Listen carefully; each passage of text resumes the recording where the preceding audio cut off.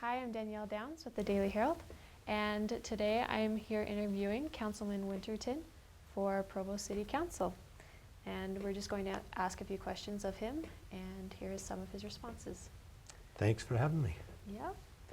All right. So to start off with, just starting off with some little lighter, easier questions, I want to just talk a little bit about how Provo serves as a leader and a model for some other cities in Utah County. So what are some of the things that Provo does well? I think in the last little while we've done a great job of advertising ourselves and getting us on lists. People are recognizing Provo. And so you start thinking of where we're at, the number of lists. We're 1, 2, 3, 4, all the way in many, many popular areas. And I think that's made a big difference. We have also passed some legislation and done some things in Provo that other communities have looked at and said, we're going to follow that model. And so I'm grateful for the opportunity that we've had to be here and serve for the last 4 years. And I think we got some good momentum. On the flip side of that then, what are some weaknesses of Provo that if you are reelected, specifically maybe 1 or 2 things that you would like to see improved? Some of the things that I think a perception of retail in Provo. I think that I'd like to help improve that situation. I think we have some great retail. We look at our sales tax and they have been going up over the last 3 or 4 years. Our sales tax is improving, but I think we can do a little bit better job of helping people realize that they have opportunities for retail in Provo. And we're going to be working hard on that. We've just finished a study for that and received some good advice and are looking forward to implementing some of those things that we've heard. Okay. Anything else?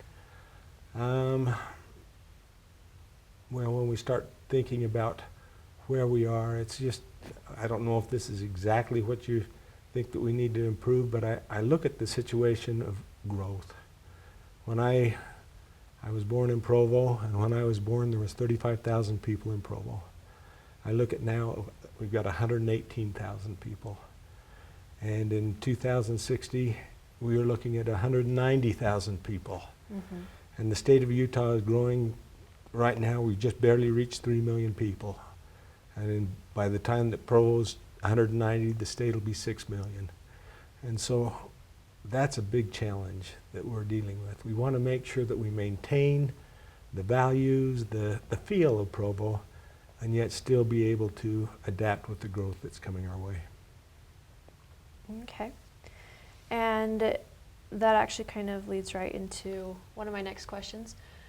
Just highlighting some key issues that are common right now as far as growth, and then talking about drought and water out here in the West. So in terms of water, is Provo self-sufficient to be able to meet those needs in the future of a growing population? Yes, thank you. We are standing now on some pretty firm shoulders of people who have worked really hard for Provo. We have water where many communities don't have water. Our community has water. One of the challenges that we face with that water is the distribution of it. And we have challenges with our tanks. Our infrastructure is older, mm-hmm. and we have done a great job in our city of maintaining that infrastructure, but you can only maintain for so long. And after a while, it's time to see, are we putting money into the right things, or should we put it to maintain it, or should we be looking at replacement? And there are a few things that we do need to replace. And as far as like landscaping, xeriscaping, and all of that, is Provo moving towards anything like that to conserve more water? Yes, we are. We're looking at changing our open space laws, for example, our legislation for open space. You know, we don't know that we'll be able to have all these great big green fields or green areas, but we do want to maintain some of that green space too. And so we're looking to have it strategically placed so that we can really enjoy it. You look at the building that we're doing here in Provo, a lot of the building, people are coming into the community and don't want the big yards anymore. They want to live in smaller communities where they don't have to maintain a yard. And that's one of the things that'll help us with water issues. And we are looking for ways to conserve with our metering. and letting people know where they stand with their water. Do you have a leak? You can tell that now with our new meters immediately, which people can be aware of, and it can help conserve water also. And so as far as your votes, as these things come up, how are you going to vote as far as implementing these I'm always policies? looking to save water. It is a resource, and we are blessed with the resource now, but it's something that we can't take for granted. We live in the desert, and we need to take advantage and protect the asset that we've got. It's against the law for cities to sell water rights. We can't do that. We don't want to do that. And we just need to make sure that we're taking advantage of the water that we have and holding and protecting it. Okay. And so with the Daily Herald, I generally cover a lot of the South County. And so one big issue that's been going on there is with a debated life center, a $41 million bond. I don't know if you've heard about it at all. I haven't heard much about that one. So But that is a big thing going on in Spanish Forks community. And I know about their community center, like the rec center and all this. Yes, okay. Yeah, so it's a life center, it'd be rec center, a library and senior citizen center. Right, right. Kind of like our, not the library here, but our rec center. Yeah. You're right. And so one thing that I wanted to ask, as far as your opinion and what you think about this is, so as far as these types of facilities, such as a rec center, or such as theaters for the arts, these sorts of services, when is it the role of a municipality to provide these services? That's a great question, and I think it's the role of the municipality to do it when the citizens want it. If the majority of the citizens really are concerned about it and would like to do that and are willing to step up and pay for the things that they want, that's when the government can be helpful. I look at our rec center. It is a phenomenal asset to our community. It's a great blessing to our community. People come and look at that place and say, I want to live in a place like this that supports these type of things. You look at the use that we get at our rec center, I think it's made the other cities in the area to stand up and say, you know what, this is so successful and this is what people want. We need to do that for our people. And I think we've been a great example. You talked about being a leader in something. Provo has become a leader nationwide in a rec. Many people come to look and see how we have handled our rec center. It's a great asset to our community, and I think that we need to stand up for the arts, for recreation, for parks. That's one of the reasons that we're asking our citizens to come forward with a rat tax, 1/10 of 1%, 1 penny on every $10 that somebody spends on sales tax to help maintain the quality of life that we've got with the parks and the Covey Center and the arts and the community events that we have here. We believe in that as a society here in Provo, and I think that we're all willing to step up and do what we need to do to support it. And this is a little bit more of an ethical question maybe, but a lot of people in the argument with the Spanish Fork Life Center said that it's a want as opposed to a need. Are these wants? Are these needs? And I appreciate that. What is a want and what is a need? It's a challenge. Sometimes we want to have a healthy community. We want to do what's right. We want to have a good place for our kids to grow up.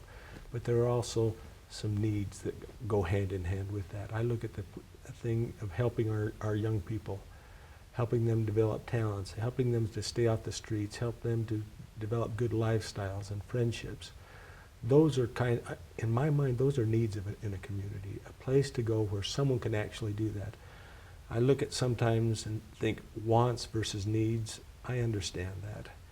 But if we have the ability and people are willing to step up and pay for it, I'm not against some wants. We need to make sure that our needs are covered, and that's delivering water and power and those things, and police protection and fire protection. Those are definite needs. Mm-hmm. But sometimes I think if we just focus on needs, we don't grow as a community. We need to be able to express ourselves and say, this is who we are, this is who we want to be, and this is how we're going to get there. Okay.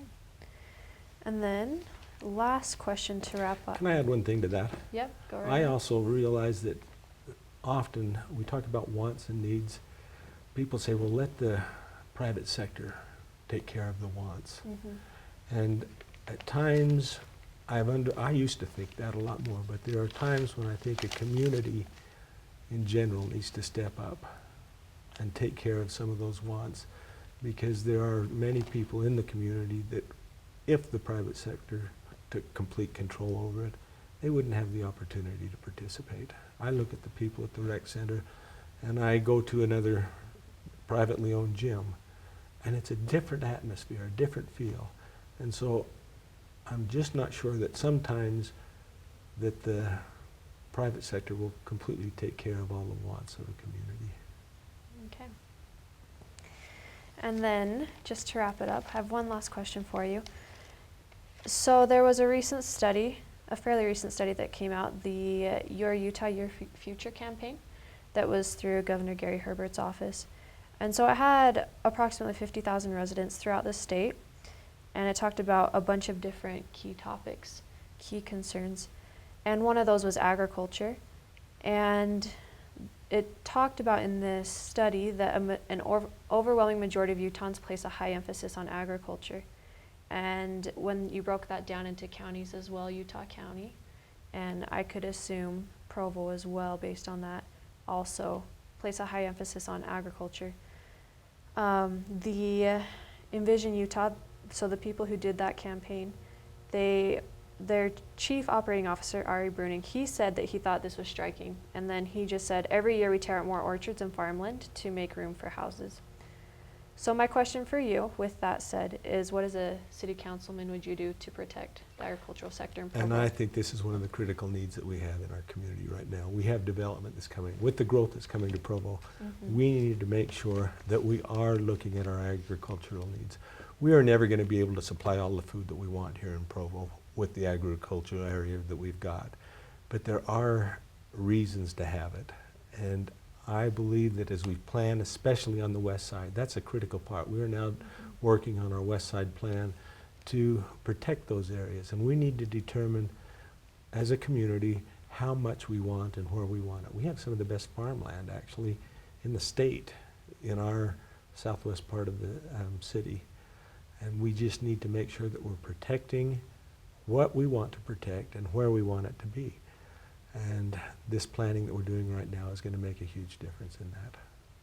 And so for you as a city councilman, what will you do as far as your voting, and will you vote to promote agriculture as opposed to development when those things come in, or how are you, because a lot of it comes down to the city council and zoning and the their zoning, voting. I appreciate that. And it's a balancing act. We have to be careful because we do need to have the growth.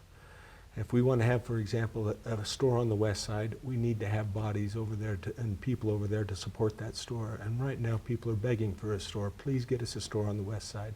So we need to be able to have that growth there. But we also need to protect the agriculture. So I'm looking for plans to support the agricultural and the open space areas to protect some of that we have, but we also need to make sure that we're developing places for people to go.